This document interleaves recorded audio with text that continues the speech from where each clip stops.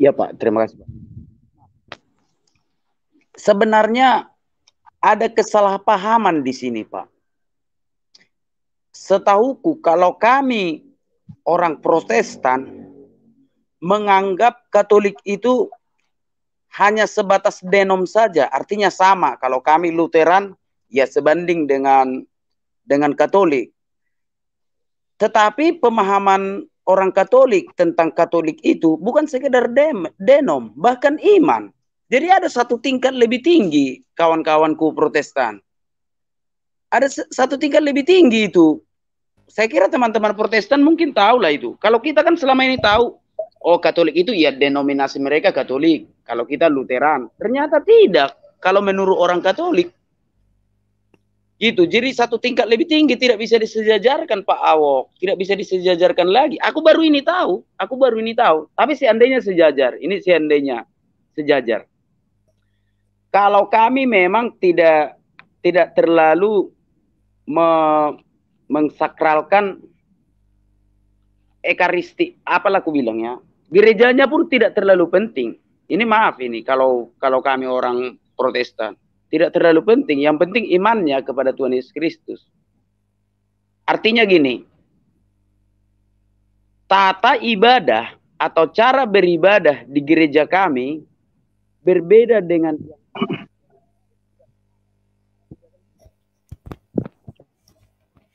Halo, Batak, oh, iya, Batak suara hilang. Iya, Pak. Batak suara hilang. Iya, sebentar, Pak. Ya, Pak, ya. Cara ibadahnya berbeda enggak masalah.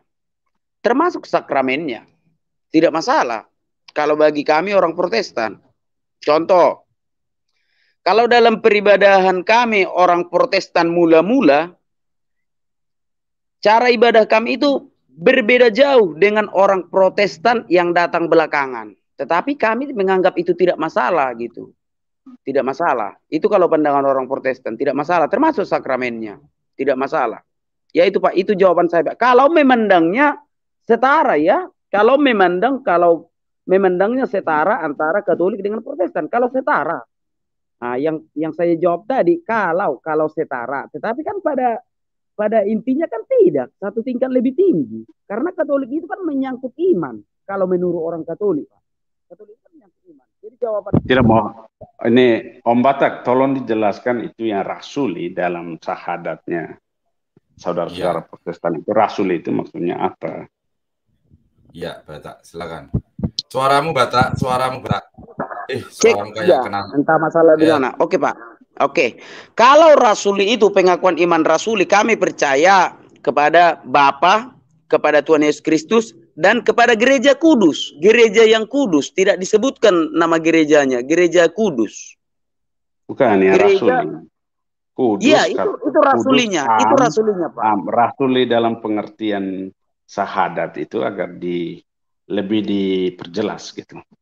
Iya, rasuli dalam pengertian kami orang Protestan adalah pengajaran para rasul. Artinya mengajarkan suatu perkumpulan orang-orang kudus. Perkumpulan orang-orang kudus. Itulah yang diajarkan para rasul. Tentang berarti gereja itu kan ya. terkait dengan tradisi suci toh. Iya. Kalau pengajaran para rasul artinya tradisi kan? Tradisi yang didapatnya dari Tuhan Yesus ya. Iya, dari Tuhan Yesus itu kan kepala dari gereja ini. Tapi para rasul itu kan tahu langsung dari Kristus. Artinya pengajaran rasul itu kan pengajaran yang tradisi suci itu. Kan diakui. Iya Pak. Akui enggak? Iya Pak. Tapi tidak menyebutkan ini dan itu. Dia hanya menyebutkan persekutuan orang-orang kudus Pak. Iya, persekutuan orang-orang kudus. Ya. Para rasul itu kudus enggak tuh? Kudus Pak, kudus. Kudus ya. Artinya kita harus berdasar selain dari kalau kita ada saksi yang langsung bersama Kristus, di situ ada Kristus yang memberikan wewenang kepada rasulnya, artinya kita harus taat pada rasulnya kan? Ya Pak, dan kami kalau Kristus punya hamba yang dicontohkan, ada hamba yang dikirim dan lain-lain itu, kita mau taat kepada hamba yang dikirim sebelum tuannya datang atau gimana? Artinya kita taat. Kalau taat kepada rasul, ini taat kepada Kristus atau gimana? Menurut Om Batak. Kalau kita taat pada rasul, kita taat pada Kristus atau enggak tuh? Kalau kita taat kepada rasul yang mendapatkan pengajaran dari Kristus langsung, ya sudah. Ya, rasul selain Yudas Iskariot dalam artian ini, rasul 12 rasul selain Yudas Iskariot.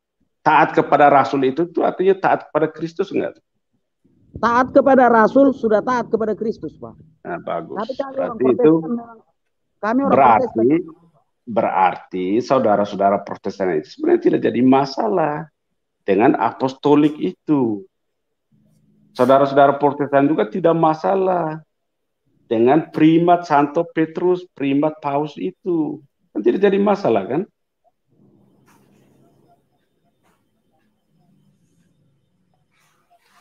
Halo. Coba, Om Bata coba ini berdialog dengan saya. Apakah kalau taat dengan para rasul itu punya suksesinya terhadap para paus itu artinya taat kepada Kristus atau tidak? Coba di dialogkan. Iya, Pak. Coba anak beta. Kami orang Protestan taat kepada rasul yang diajarkan, yang mendapat pengajaran dari Kristus.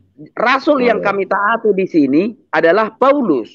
Rasul yang kami taati adalah Paulus, dan karena Paulus mendapatkan pengajaran juga dari ke-12 murid yang secara langsung bertemu dengan Yesus. Oke, saya balik lagi. Berbicara setingkat Paulus ya, saja, Pak. Saya balik lagi ya, mulai dari Paulus.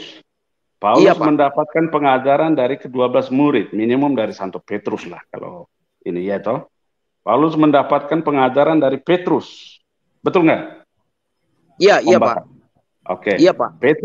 Petrus menyaksikan langsung pengajaran, menyaksikan pengajaran dan perbuatan dan mujizat yang dilakukan oleh Yesus. Betul nggak?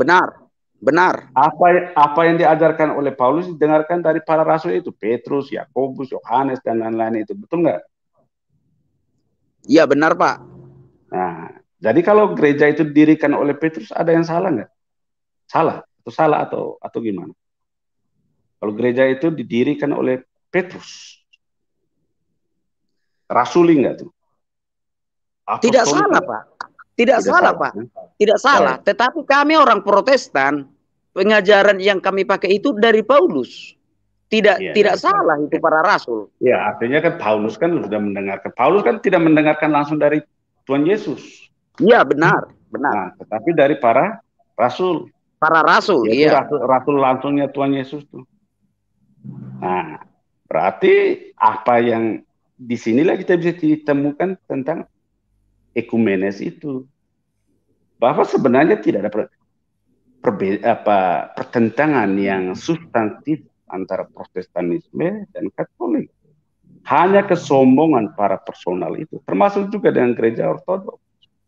Kesombongan, ketidakrendahan dari para pemimpin gereja, patriark, ataupun para imam, klerus yang tidak punya kerendahan hati, itulah yang menyebabkan perpecahan. Kalau rekan-rekan Protestan yang sekarang tidak bisa disalahkan karena mereka hidup lahir dari turun-temurun, ya tentu tidak bisa disalahkan pengajaran dari orang tua dan lain, tidak bisa disalahkan mereka. Tetapi sekarang marilah bersama-sama cari kebenaran itu, kepenuhan rahmat itu. Dan kepenuhan rahmat itu ada dalam gereja Katolik, gereja yang kudus, satu, kudus, Katolik dan apostolik. Kalau kita mau rendah hati, mau tidak menafsirkan kitab suci menurut keinginan kita masing-masing, atau menurut seenak udelnya lah kata orang Jawa, suka-suka kita aja. Akhirnya gereja ini kan tidak satu, kudus, Katolik dan apostolik tadi. Nah, kerendahan hati ini dibutuhkan. Hilangkan semua kesombongan itu dan cari bahwa kita mau mencari kebenaran kepenuhan itu hanya dalam gereja ini, gereja Katolik ini. Cari dulu, jangan sedikit-sedikit tuduh gereja Katolik menyembah Bunda Maria, Paus tidak usah Paus itu hanya manusia dan lain-lain.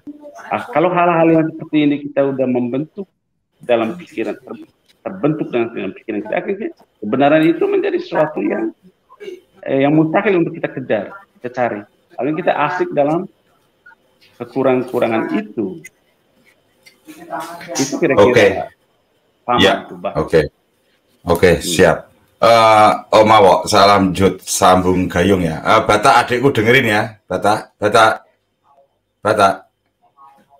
Halo. Iya Pak, aku dengar Pak. Pak. Oke, siap. Oke. Patokanmu kan tadi Paulus ya, ini dengerin.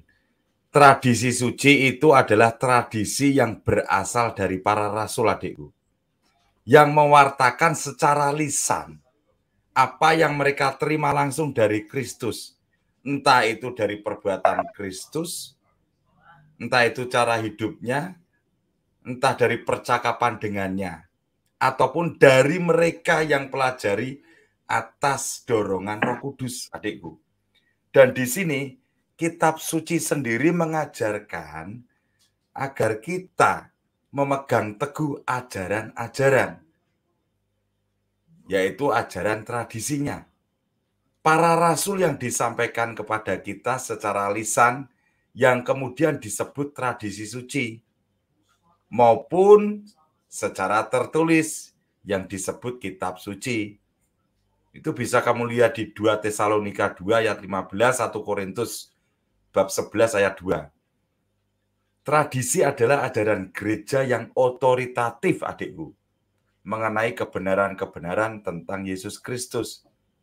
Tidak seperti kitab suci yang berakhir pada kematian Rasul Yohanes di akhir abad pertama. Dan di sini para penerus rasul terus mengajarkan kebenaran-kebenaran iman Kristiani dan membuat makin jelas di sepanjang sejarah.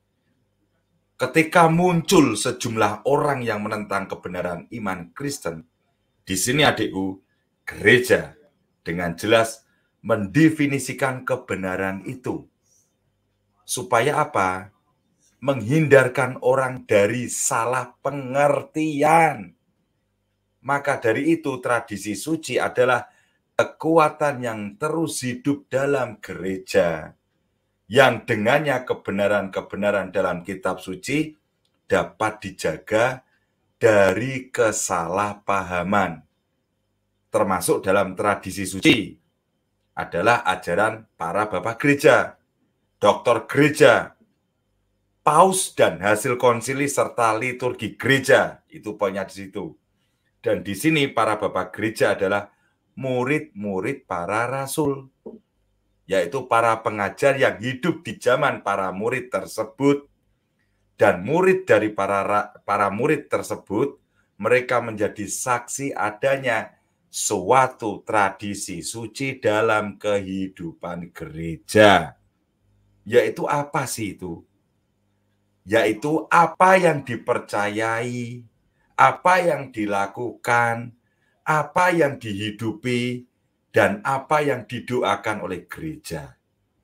Dalam tradisi suci, sabda Allah yang dipercayakan Yesus kepada Rasul disalurkan seutuhnya kepada para penerus mereka, yaitu para paus dan uskup, agar supaya apa?